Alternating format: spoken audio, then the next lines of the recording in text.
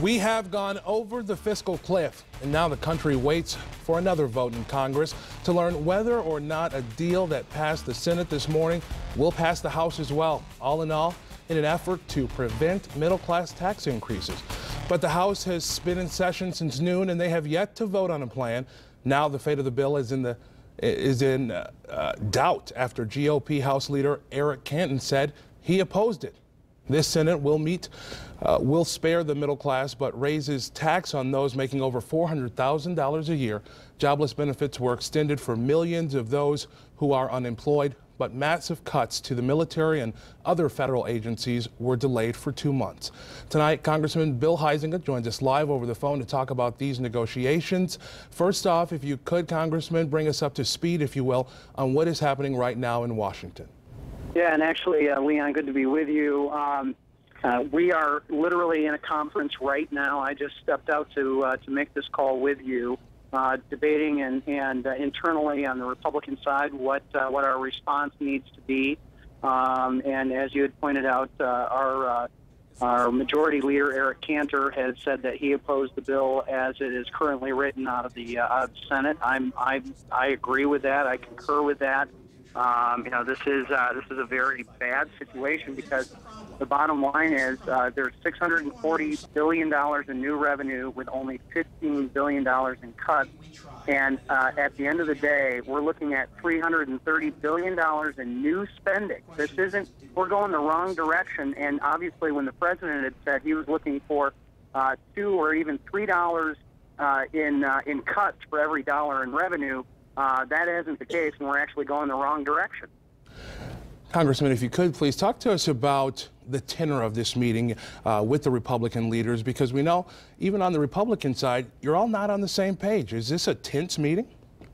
I would say it's businesslike. It's certainly intense. I mean, this is an intense time that everybody's out there. I wouldn't say it's hostile or anything. It's just we're dealing with some very tough, difficult issues. And now we've been told, just as we're in this meeting, that the Senate's threatening on not coming back at all, and it's so classic. These guys take their ball and want to go home as soon as they don't get their way every turn. And at the end of the day, we're racking up. This will be our 5th year of trillion-dollar deficits, and we can't suspend the laws of mathematics here. And we've got to stop doing business this way in Washington, D.C., where we're going to end up spending more and adding to the deficit even more, and then somehow calling it a victory. Okay. Congressman, I think you'd agree there is a lot in the balance here. What happens if this doesn't pass? There's a lot that we're going to be waiting for.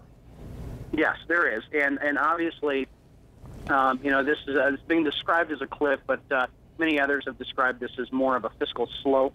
Obviously, challenges as we are looking at revenues and tax increases on everybody if we're not able to work out an accommodation here, and I don't want to do that. I've been very clear. I have voted to extend all of the current tax provisions and the tax rates as they are. I think that's the proper thing to do. But the question is, at some point, when do we have people have to pay for the government that they keep voting for? And we have to realize that you can't get something for nothing, and we have got to stop this just binge of spending that's going on. All right, Representative, I know you're in the thick of it out there in Washington. Thank you so much for keeping us up to speed, and we'll be in touch with you. Have a happy New Year. All right, you too. Thanks for having me on, Leon. All right, take care. Another representative not happy about how the bill is going is talking about it on Twitter. Republican Justin Amash represents the 3rd District, the Grand Rapids area. He tweeted, and I quote here, "Senate gave middle finger to everyone in America. You want lower taxes and less spending? Tough. You're getting higher taxes and more spending." We asked how he could say that when the bill maintains tax cuts for those earning less than $400,000 a year. So the tax side is not the problem with the bill. The problem is the spending side. You can't have a bill that increases spending by hundreds of billions of dollars and be serious.